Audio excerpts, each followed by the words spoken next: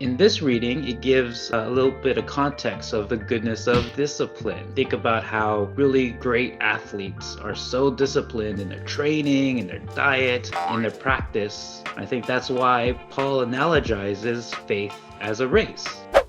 Welcome back, everyone. We are looking back at this past week's Sunday readings and looking ahead to next Sunday's readings. We know that most people attending Mass don't look ahead to the readings they'll be hearing. So I hope you'll find our little show fun and useful, especially if you're looking to connect more to the Bible readings during Mass. My name is Vincent and my buddy's name is Roy. We've been friends since childhood and we both volunteer at different churches as lectors, or the guys who read at Mass. We'll offer our thoughts on the readings as well as share some fun stories about volunteering at church and everyday life. Okay, let's get started. Yeah. Hey, so what's up with you? Okay, we took a little 3-day weekend in Yosemite before school starts. Well, there were a lot of families, but the crowds were considerably smaller than the typical summer explosion that always happens in Yosemite.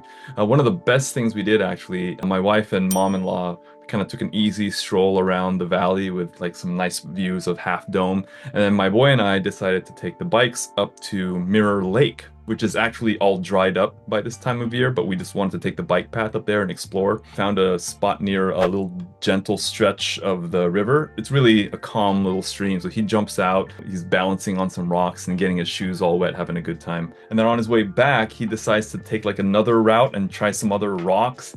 And then he kind of slips and falls like halfway into the water, so it was kind of funny. So he falls in the water, soaks his pants. I'm laughing, he's laughing. I was all proud of him because he kind of ventured out there. It was a foot and a half of water, so it was like nothing. But it was funny that he kind of slipped and fell, got his shoes wet. We both got our shoes wet. Weather was perfect, by the way. It seems like your boy loves getting wet. The last bed was him getting all wet in the pool, and now he's all getting wet in the river. Yeah. What did you do this past week or this weekend? Well, first, I'm wearing my daughter's... Oh, come on, camera. It was my daughter's first inter-squad. They put Lila last in the lineup. Yeah. And I feel like if you're the last, you kind of anchor the team. At least from some of the scores that I've seen, I think she did like the best overall. Oh. I think she's improved quite a bit, so we'll see how consistent she could be. So you're like the nervous parent on the sidelines? Before I was, but now it's like I wanted to see how good she could be. Nice. But another thing too is that I actually got rid of this huge tree in the backyard, and it was kind of a cool process, right? They started with all the leafy branches on the top, and they kind of kept buzzsawing it section by section until they sawed it all the way down to the stump. The plan is that we'll renovate the whole backyard, new seeds to fill up that area. You could say that I'm Assyria and Babylon. Assyria and Babylon? You'll see what I'm talking about when we look ahead. All right, let's look ahead to this Sunday's reading. It's the 21st Sunday. The first reading is from Isaiah, where God says he will gather nations of every language and send people out to distant nations and coastlands who have never seen or heard of God's glory.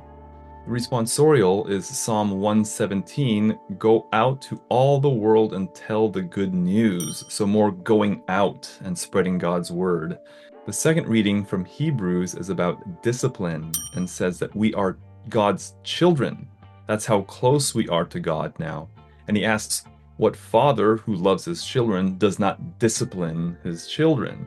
And he's also telling the Hebrews, strengthen your drooping hands, make a straight path for your feet, so that what is lame may not be disjointed, but healed. So the good old word healed comes back in the second reading, which is nice. And finally, in the Gospel from Luke, Jesus tells us to strive to enter through the narrow gate. And it ends with the famous line, some who are last shall be first, and some who are first shall be last. Those are the two big themes in the Gospel for this week.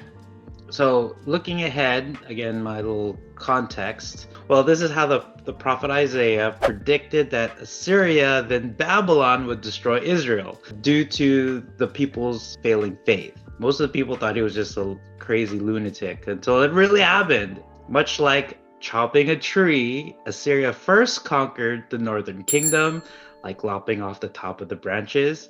And then Babylon came in and exiled the best of the Israelites, essentially chopping down the trunk section all the way down to the stump. However, he gave them hope that God's suffering servant would come from the stump of the tree. And then he saves all the nations by his death for the atonement of the people's failing faith. Some of the people started to believe and repented. So these people were the new seed that will renovate the new Jerusalem. Okay, now I see where you're going with that. Okay, so now that you know a little bit of the context, the coming readings explains how the new seeds from the nations all over the world will inherit the earth. Notice some of the lines about how some of them will be priests. Isaiah's prophecy is still true all the way up until now. So the second, in this reading, it gives a little bit of context of the goodness of discipline. Again, think about how really great athletes are so disciplined in their training, in their diet, and in their practice towards whatever sport they're doing. I think that's why Paul analogizes faith as a race. I remember reading this discipline one, and I'm like, oh, this is good. I got to show this one today about discipline. Discipline. I always tell them, like, look, there's right discipline, there's wrong discipline. If I ever am doing wrong discipline, you let me know. But anything that I'm telling you, me or your mama are telling you, it's not bad things. We're not telling you to do bad things, right? So the discipline is good. Okay, let's look back at last Sunday's readings. Well, let's first start off with the Feast of the Assumption, which was a holy day of obligation last Friday. So I actually went the Thursday Vigil Mass, which was nice. And then on Sunday, actually, in the homily, just a little reflection was that this gospel is not sugar-coated, right? The whole division and setting fire to the earth. And one thing that the priest said was practical atheism, and I've heard that term used quite a bit in other people's like online homilies, where especially among Catholics and practicing Catholics, you really do sugarcoat your faith and you don't live your faith to the fullest with that fire, right?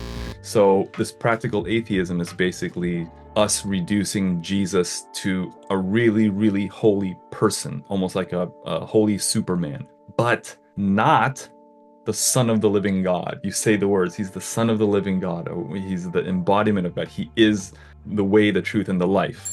It's harder to say that than to say Jesus is an important person. Like, yeah, anyone can accept that sometimes. I mean, I think we even talked about it when we said in our idol discussion that anything could be an idol if you put it above God.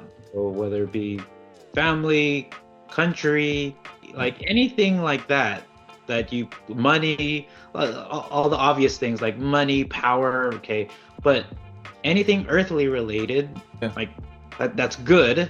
It's like good. Family, nature, like you went to Yosemite, right? Yeah. All of that stuff is amazing. Amazing, yes. And it's supposed to be, it's meant for you to enjoy. Yeah. But if you put it above God, it's an idol. Yep, exactly. And if you haven't seen our idol podcast, I'll link that here just to remind you. You can check that out. It's been actually quite popular in the last. Yeah, it's been our most viewed podcast. I know we got to do more movie reviews, man. I did also go to the Assumption of Mary Mass. I think all of the readings kind of tie into the curse of the serpent in Genesis, where it says that I will put enmity between you and the woman, and between your offspring and hers. In the second reading, one of the lines, it says, since death came through man, the resurrection of the dead also came through man. For just as Adam all die, so too in Christ shall all be brought to life. In the gospel basically brings all this together, and basically how everything is under God's feet. So for Sunday's Mass, the hinge that puts everything together, it's the cost of and the endurance of faith. The cost we all must pay is suffering and sacrifice, just as Jesus did. All right, how would you read this? This one I grabbed from the second reading and the book of, or the letter to the Hebrews. In the workbook, in the margins, it does explain how to pronounce exhortation. Also, it states that The assertions here are complex. Vary your emphasis with the words of punishment and relationship to show the subtlety of this thought. And little Latin lesson, the word discipline comes from the same root of disciple, and disciple and disco meaning to learn, a learner. So discipline is a learning process. Learn process? What the heck? You said disco. Oh, the disco. Yeah. All right, let's finally get into it here. All right, letter to the Hebrews, the beginning part. You have forgotten the exhortation addressed to you as children.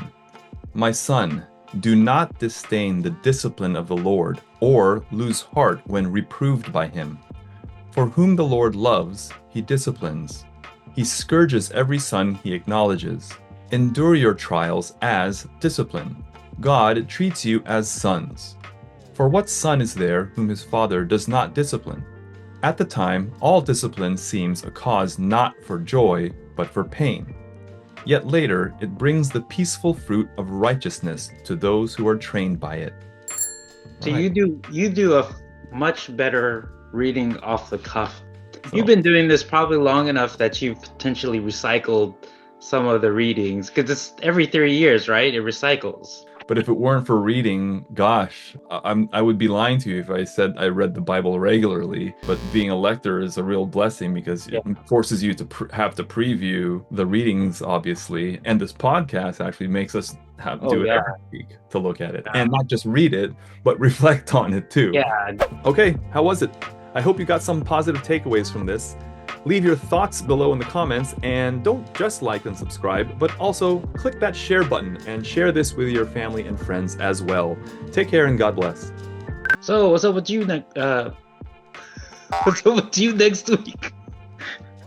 Hey, so what's up with you? What you been doing up? So what's up with you?